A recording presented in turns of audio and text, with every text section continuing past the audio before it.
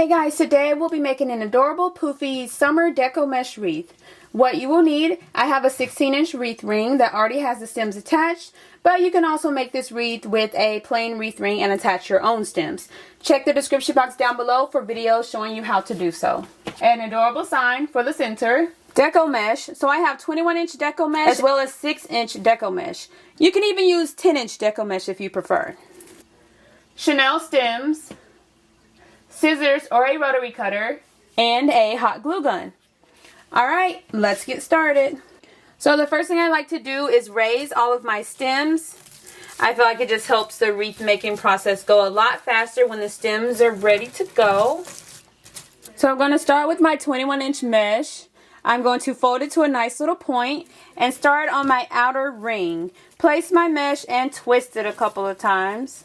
Now the size of the poof, that is completely up to you. You can make it as poofy and as large as you like for it to be. You can even measure each poof if you choose to do so. But I just kind of estimate and I make a pretty decent sized poof. And then I place my mesh in the next outer stem and twist it a couple of times. And I'm just going to repeat this step all the way around my outer ring.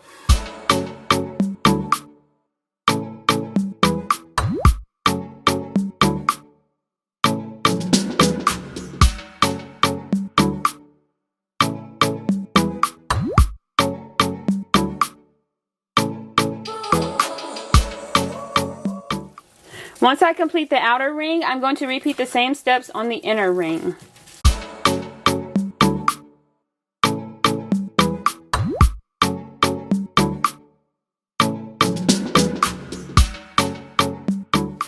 Alright, so I have all of the mesh in place. And sometimes I do double layer, but this time I just went with one layer because I used a 21-inch mesh. If I were using 10-inch or 6-inch mesh for my base, then I would probably double layer it just to make it fluffier and poofier. So I've cut my 6-inch mesh into 8-inch long pieces. And now I'm just going to roll them together at a diagonal or a curl, whatever you prefer, and place them on my bundles. I'm going to start with the inner ring and then move on to the outer ring. So I'm just going to roll it at a diagonal, crisscrossing all of my colors. Just like that. Scrunch it. Find my stem. Place my mesh. Twist it a couple of times. And then tuck it away. Then you can kind of flare out and adjust the mesh as you need to. And I like to alternate the color order so that all colors get an opportunity to be visible and it's not just one color that you see. I feel like it just meshes well with the wreath that way. And you can add more mesh if you choose, less mesh, some other type of embellishment, whatever you prefer. And then once I twist, I'm tucking away my stem because I'm not going to add any more mesh. If I were to add more mesh or something else that needs the stem, I wouldn't tuck it away until I was completely done. So cute and precious. Alright, I'm going to get the inner ring done and show you what it's looking like.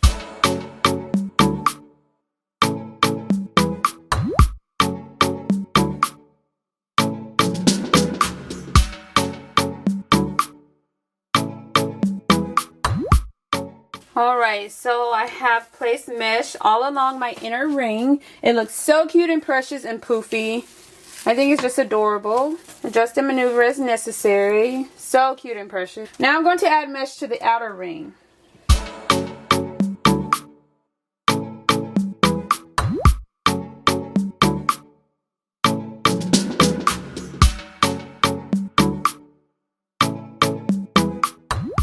Alright, so I have all of my mesh in place. It's so cute and precious. It's super poofy and I think it just looks so adorable. You can add any embellishments throughout the wreath, or like I'm going to do, add an adorable sign to the center just to give it an extra little touch. But again, this looks so precious and adorable by itself. So whatever you prefer. So just going to flip the sign over, cut off the top hanger, take 2 stems, twist them together to form one long stem for the top and one for the bottom. And then we're just going to hot glue it in place.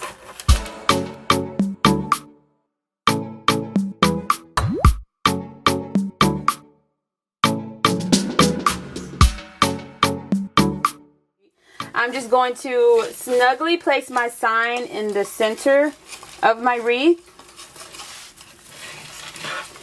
And then I'm going to push the mesh aside and attach my stem to the actual wreath ring and twist it a couple of times just to make sure it's nice and secure. And I'm going to repeat this step for all 4 stems.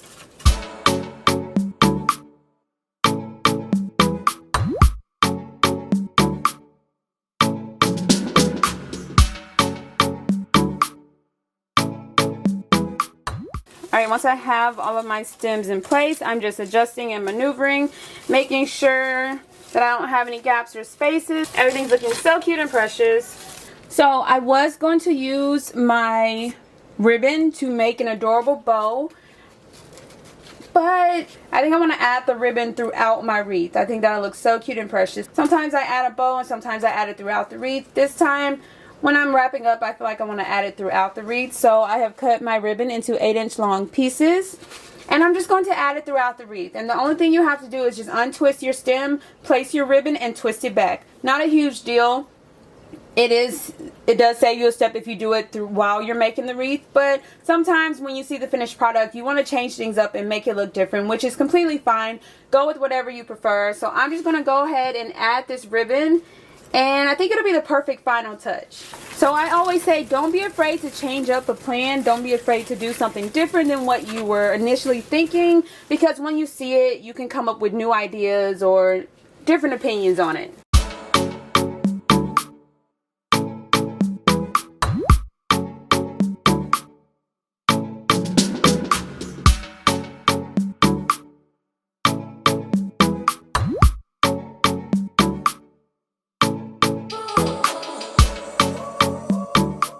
The important thing is to make sure you unravel your stem, place your ribbon, and then twist it back.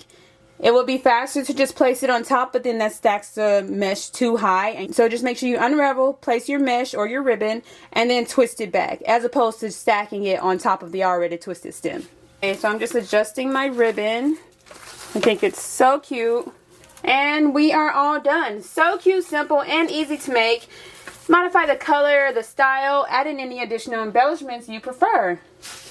But I think this is an adorable poofy summer wreath.